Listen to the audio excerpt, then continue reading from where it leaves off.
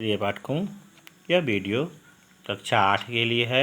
अष्टम पाठ, इसका शीर्षक है कवि कुलगुरु कालिदास। अव्ययानी अर्थात इस पाठ में अव्यय शब्दों का प्रयोग किया गया है। अव्यय का अर्थ होता है जिन शब्दों में लिंग, वचन, काल, कारक आदि के कारण कोई भी परिवर्तन नहीं होता है, वे अव्यय अर्थात अविकारी शब्द कहलाते हैं। जैसे तरही अर्थात तभी, अद्य आज, अपितु बल्कि, च और अनंतरम बाद में, अति बहुत, कालांतरम कुछ समय बाद, कुत्र कहाँ, न नहीं, इव के समान, अपि भी। इन सारे शब्दों का प्रयोग इस पाठ में किया गया है। ये सारे अव्यय के शब्द हैं। इस पाठ में कवि कुलगुरु कालिदास के 7 ग्रंथों के नाम भी दिए हुए हैं। पहला ग्रंथ है कुमार संभवम, रघुवंशम दूसरा।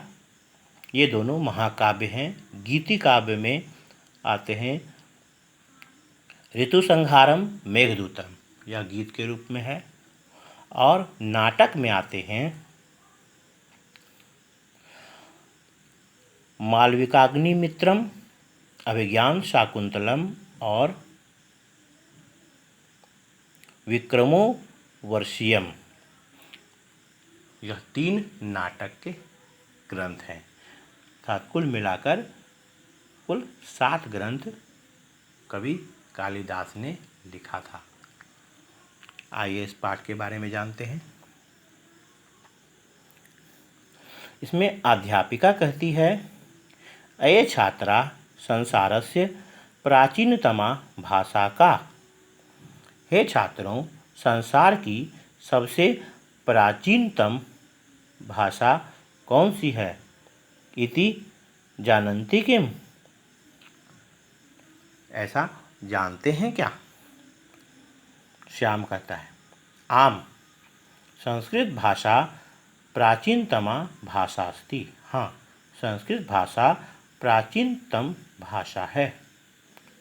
अध्यापिका कहती है, शोभनम अर्थात बढ़िया।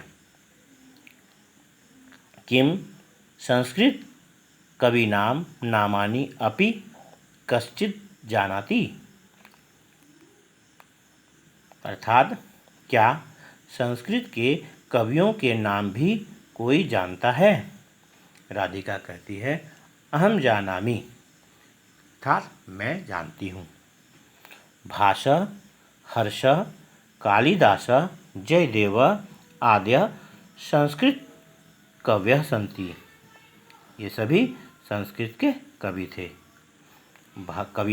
कवि भास, कवि हर्ष और कविवर कालिदास, जयदेव, ये सभी संस्कृत भाषा के कवि हैं।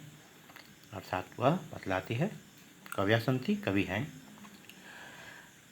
अध्यापिका कहती है, उत्तमम तर्हि अद्य वयं महाकवि कालिदासस्य विषये पठामः।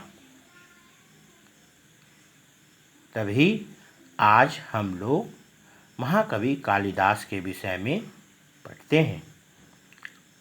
संस्कृत साहित्ये अनेके कवयः अभवन्। संस्कृत साहित्य में अनेकों कवि हुए। तेषु कवि कुलगुरु कालिदास सर्वश्रेष्ठ अस्ति। उन लोगों में से कवि कुलगुरु कालिदास सर्वश्रेष्ठ हैं। एषः न केवलं भारतीय कवि अपितु विश्व कवि अस्ति। यह न केवल भारतीय कवि हैं बल्कि विश्व कवि हैं। बाल्यकाले अयं मंदमति आसीत्। बचपन में यह मंदबुद्धि थे, अर्थात मूर्ख थे। पंडितानां संगेन दृढ़ परिश्रमेण कालीदेव्या उपासनया च एषः महापंडितः कवि कुलगुरु कालिदासः इति नामना प्रसिद्धः अभवत्। अर्थात पंडितों के संग से, दृढ़ परिश्रम से अर्थात कठिन परिश्रम से और देवी काली की उपासना से अर्थात पूजा करने से यह महापंडित कवि कुलगुरु कालिदास इस नाम से प्रसिद्ध हुए, अथवा महापंडित कवि कुलगुरु कालिदास के नाम से प्रसिद्ध हुए। इसमें पंडितों का संग था, उनका दृढ़ परिश्रम था तथा माता काली पर उनका विश्वास था, उसकी उपासना थी, जिसके आशीर्वाद से वह इतने बड़े प्रकांड पंडित हुए। अनन्तरं कालिदासः अनेकान् ग्रन्थान् रचित्वा संस्कृतस्य भारतस्य च गौरवम् अवर्धयत्। बाद में कालिदास ने अनेकों ग्रंथों की रचना करके संस्कृत का और भारत का गौरव बढ़ाया। अनेन रचिता सप्तग्रंथा, इनके द्वारा रचित 7 ग्रंथ हैं। क्रम से नाम है सप्तग्रंथा: कुमारसंभवम, रघुवंशम, ऋतुसंहारम, मेघदूतम, मालविकाग्निमित्रम, विक्रमोर्वशीयम, अभिज्ञान शाकुंतलम च सन्ति। ये सभी अभिज्ञान शाकुंतलम तक के 7 ग्रंथों के नाम हैं। तेषु ग्रंथेषु अभिज्ञान शाकुंतलम नाटकम विश्वे महती ख्याति अलभत। उन ग्रंथों में से अभिज्ञान शाकुंतलम नाटक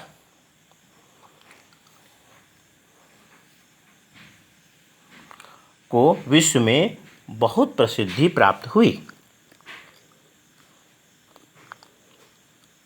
अभिज्ञान शाकुंतल नाटकस्य नायकः पुरुवंशी दुष्यन्तः अस्ति। अभिज्ञान शाकुंतलम नाटक के नायक पुरुवंशी दुष्यंत हैं। अस्य नायिका अतिसुंदरी मेनका पुत्री शकुंतला अस्ति। इसकी अर्थात इस नाटक की नायिका अत्यंत सुंदरी मेनका की पुत्री शकुंतला है। शकुंतला दुष्यंतो गंधर्व विवाहम अकुरुताम। शकुंतला और दुष्यंत दोनों ने गंधर्व विवाह किया। कालांतरम तस्यो वीरपुत्रस्य भरतस्य नामना अस्माकं देशस्य नाम भारतवर्षं जातम्। कुछ समय बाद उन दोनों के वीरपुत्र भरत के नाम से हमारे देश का नाम भारतवर्ष हुआ।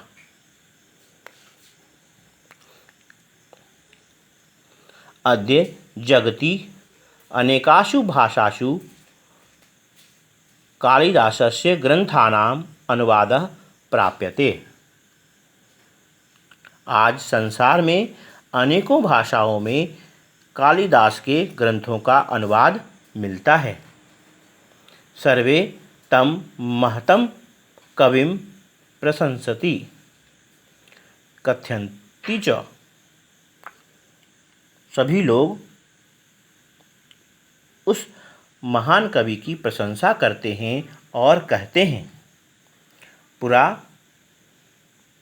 कविनाम गणना प्रसंगे कनिष्ठिका अधिष्ठित कालिदासा अद्यापि तत्तुल्य कवेर्भवात् अनामिका सार्थवती बभूव। पुरा कविनाम गणना प्रसंगे कनिष्ठिका अधिष्ठित कालिदासा अद्यापि तत्तुल्य कवेर्भवात् अनामिका सार्थवती बभूव। अर्थात पुराने समय में कवियों की गणना के प्रसंग में कालिदास कनिष्ठिका उंगली के समान अधिष्ठित थे आज भी उनके समान कवि के अभाव में वे अनामिका अंगुली के स्वरूप में सार्थक माने गए हैं। यह इस पाठ का संस्कृत तथा हिंदी अनुवाद था। इसे सुनेंगे और अभ्यास करेंगे तथा इस पाठ के प्रश्नोत्तर को मैं भेज चुका हूँ, उसे पढ़कर याद करेंगे। धन्यवाद।